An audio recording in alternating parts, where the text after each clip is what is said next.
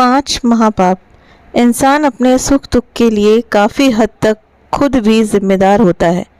भगवान भले ही आपके भाग्य में धन और सुख लिखकर भेज दे, लेकिन आपकी हर बात पर भगवान नज़र रखते हैं और आपके कामों के कर्मों के अनुसार भाग्य को बदल भी देते हैं।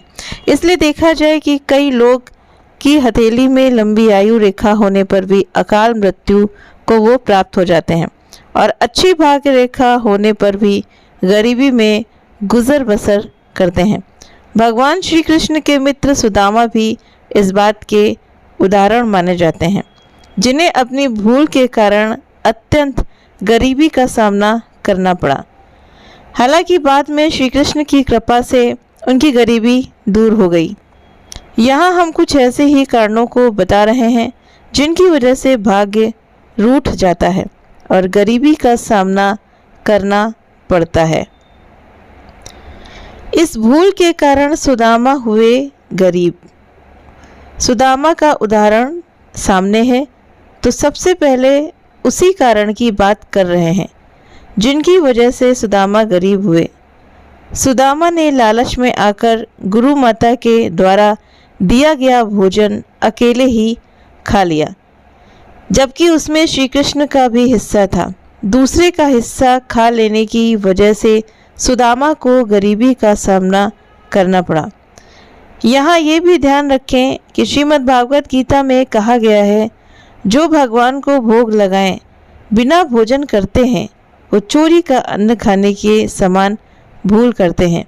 इसकी सजा लोक और परलोक दोनों जगह भोगनी पड़ती है, इसलिए दूसरे का हक नहीं छीनना चाहिए। इन्हें ना भगाएं, दुत्कार कर। महाभारत के अनुशासन में पर्व में कहा गया है, दानेन भोगी भवति, यानी उदारता से भोग प्राप्त होता है। भूखा और गरीब आदमी घर के द्वार पर भोजन मांगने आए और उसे दुत्कार करके भगा देना महापाप माना गया है। उसको खाना देना है, पैसे नहीं देना है। कोई भी अगर आता है आपके दरवाजे पर तो आप उसको खाना खिलाइए, खाने पीने की चीज़ दीजिए, पैसा नहीं। ऐसे व्यक्ति के धन में बरकत नहीं होती और लक्ष्मी इनसे रूठकर चली जाती है। पुरुष ना करें ये भूल। स्त्रियों का नाम सत्कार्या भूमिच्यता, श्रीयता स्त्रियों नाम सत्कार्या भूमिच्यता, पालिता निगृहीता। श्री भगवती भारत, यानी स्त्रियां ही श्री अर्थात लक्ष्मी है। ऐश्वर्य चाहने वाले को इनका आदर करना चाहिए। जो पुरुष अपनी पत्नी के साथ बुरा व्यवहार करते हैं, उनके साथ कटु वचन बोलते हैं और मारपीट करते हैं, उन घरों में अधिक समय तक लक्ष्मी नहीं रहती हैं। पुराणों में लिखा है कि जहाँ गृह लक्ष्मी यानी घर की स्त्री का अनादर होता है, वहाँ अधिक समय तक देवी लक्ष्मी नहीं रहती हैं, यानी वहाँ गरीबी आते देर नहीं लगती है। इन चीज़ों से हमेशा रहें दूर।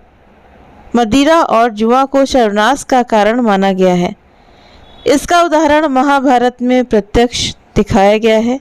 जुआ खेलने के कारण चक्रवर्ती सम्राट युधिष्ठिर को अपना राजपाट गंवाना पड़ा और अंत में पत्नी तक को दांव पर लगाना पड़ गया। युधिष्ठिर को वर्षों भाई और पत्नी के साथ वन वन भटकना पड़ा। इस भूल से कितने ही हुए गरीब। पर स्त्री गमन को महापाप माना गया है।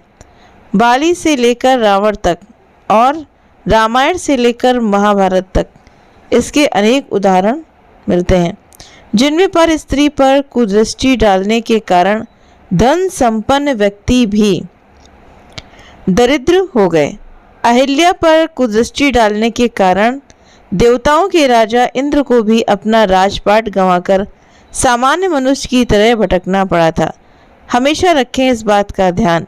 इसीलिए शास्त्र कहता है कि ये 5 ऐसे महापाप हैं जो लोक परलोक और अगले कई जन्मों तक मनुष्य को दरिद्र बना देते हैं। तो 5 महापाप कौन कौन से हैं ये बताया गया है इसमें। और सच में अगर आपके द्वार पर कोई अगर भूखा आता है, वो कहे कि हमें खाना खिला दो, तो उसको खाना खिला देना चाहिए, लेकिन आप उसको पैसा ना दीजिए।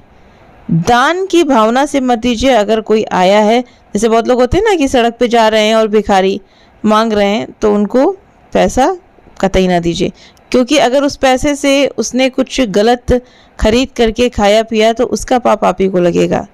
जैसे कबीर जी को भी लगा था।